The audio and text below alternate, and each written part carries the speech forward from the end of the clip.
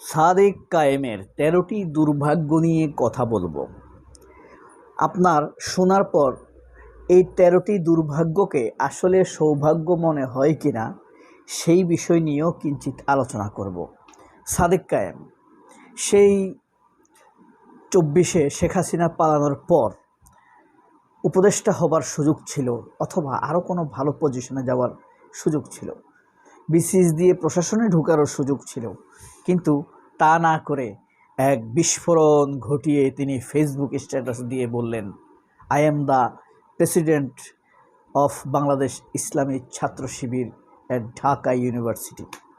ঢাকা ইউনিভার্সিটির সভাপতি হিসেবে তিনি ঘোষণা দিয়ে সারা বাংলাদেশে তুলকালাম কাণ্ড ঘটিয়ে দিলেন। এটা নিয়ে ব্যাপক উত্তাল হয়েছে সংবাদ থেকে শুরু করে গ্রামগঞ্জ সবখানে। এরপরে তিনি সভাপতি হলেন। তারপর ঘোষণা আসলো সাদেক কায়েম ডাকসুর ইলেকশন করবে। টেনশানে ছিল, ইলেকশনে যদি হেরে যায় সাদেক কায়েমের ক্যারিয়ার শেষ। কিন্তু বিপুল বিক্রমে তিনি সেখান থেকে জিতে আসলেন। এই পর্যন্ত ঠিক আছে। এরপরের ঘটনাগুলো কি আমরা তা একে একে শুনি, দেখি, তাহলে আপনারা কিছুটা আন্দাজ করতে পারবেন। আপনার সাদেক কায়েম ডিপার্টমেন্টের ভালো ছাত্র, তার সুযোগ ছিল ঢাকা বিশ্ববিদ্যালয়ের শিক্ষক হওয়া, তিনি সেই পথে যান নাই, অথবা বিসিএস দিয়ে ভালো ক্যারিয়ার গড়ার সেই পথেও গেলেন না। দ্বিতীয় দুটি সুযোগে তিনি হাতছাড়া করলেন। তার আগে তিনি আরও ভালো পজিশনে যাওয়ার, আসিফ নাহিদদের মতো উপদেষ্টা হবারও সুযোগ ছিল জাতীয় ঐক্যমতের সরকার হলে। তিনটি সুযোগই তিনি হাতছাড়া করেছেন। কিন্তু তিনি সব কিছু না করে, এসব পথে না গিয়ে তিনি ব্রত হিসাবে নিলেন হাসিনার পতনকে। সেখানে কিন্তু তিনি সফল হয়ে গেলেন। তারা সম্মিলিতভাবে তিনিও সফলদের একজন হলেন। এরপরে তার সামনে সুযোগ আসলো এনসিপি বা বাকছাসের নেতা হওয়ার। সেগুলো বাদ দিয়ে তিনি হয়ে গেলেন বিস্ফোরিত এক স্ট্যাটাসের মাধ্যমে ঢাকা বিশ্ববিদ্যালয়ের সভাপতি।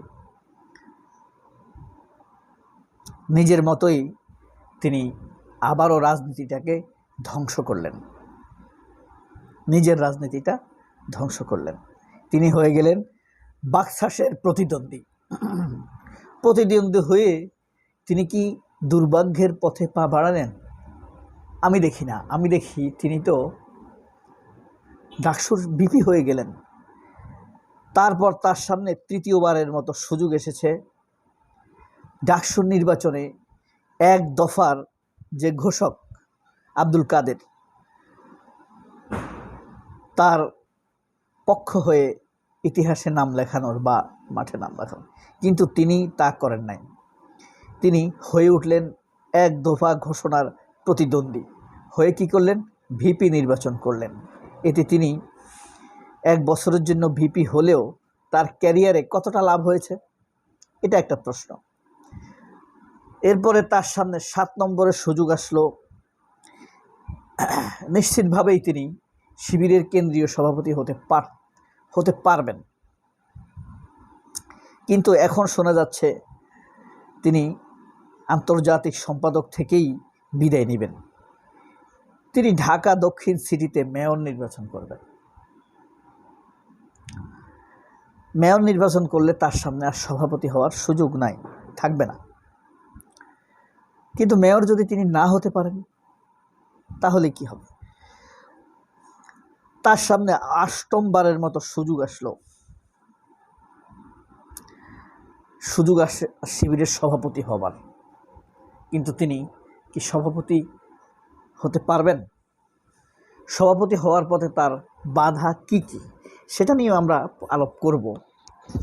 তারপরে আপনি দেখেন সংকটকাল। বাংলাদেশ কিন্তু এখন একটি সংকটকাল অতিক্রম করছে।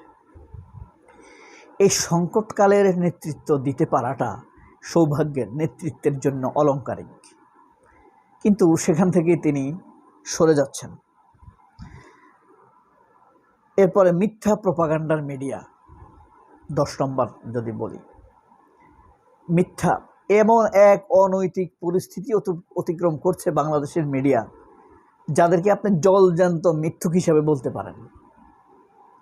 মিথ্যা বলারও এক ধরনের মেধা থাকে, বাংলাদেশের মিডিয়ার সেটাও নাই। এর কারণ কি জানেন? এরা সবাই ছাত্র ইউনিয়ন, ছাত্র ফ্রন্ট, ছাত্র মৈত্রী থেকে আসা সাংবাদিক।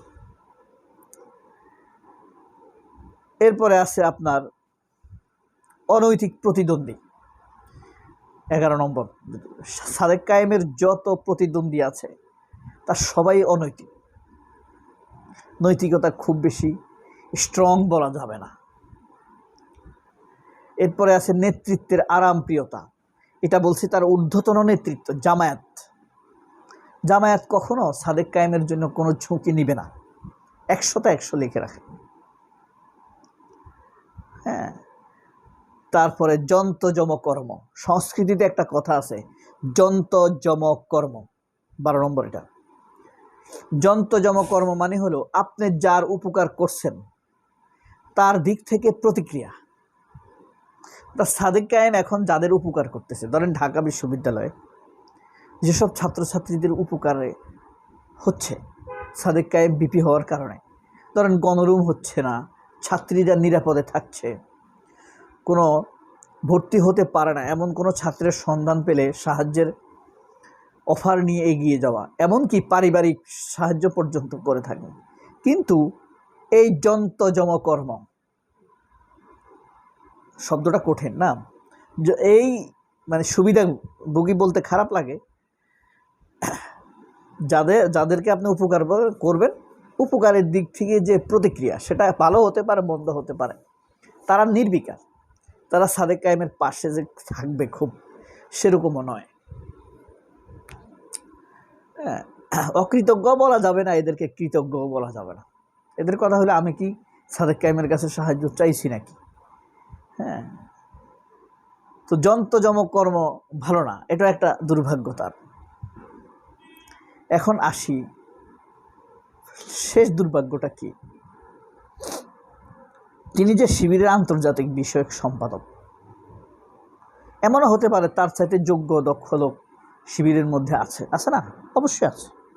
সাদেক কায়েমকে আমরা বেশি চিনি, এই কারণে সাদেক কায়েমকে বেশি ভাবে মানুষ। তারপরেও সাদেক কায়েমের চাইতে যত যোগ্য লোকই শিবিরের মধ্যে থাকুক না কেন,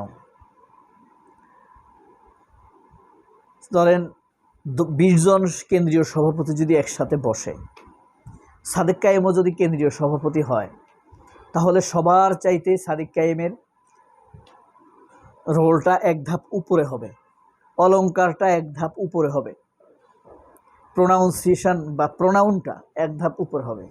সাদেক কায়েম একটা ইউনিভার্সিটির ভিপি ছিলেন, তাও ঢাকা ইউনিভার্সিটির, প্লাস শিবিরের কেন্দ্রীয় সভাপতি। এই ধাপটা এগিয়ে থাকলো না, এই জিনিসটাই হয়তো অনেক কেন্দ্রীয় সভাপতি চায় না। মাইন্ড ইট, এইটাই অনেক কেন্দ্রীয় সভাপতি চায় না।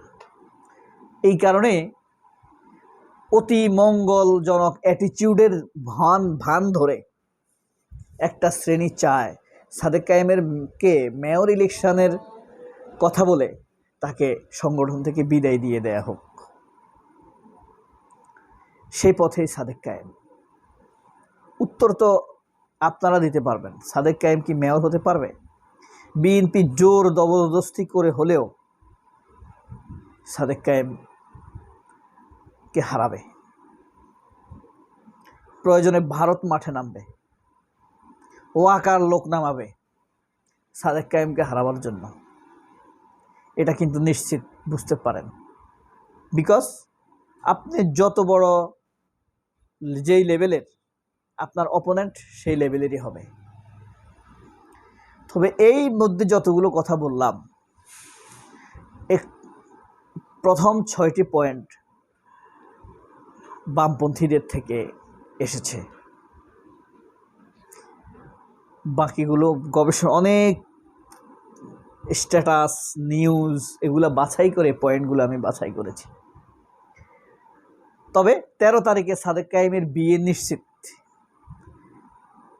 তার নতুন জীবনে তাকে অভিনন্দন। সবাই অনেক ভালো থাকবেন। আল্লাহ হাফেজ। আসসালামু আলাইকুম।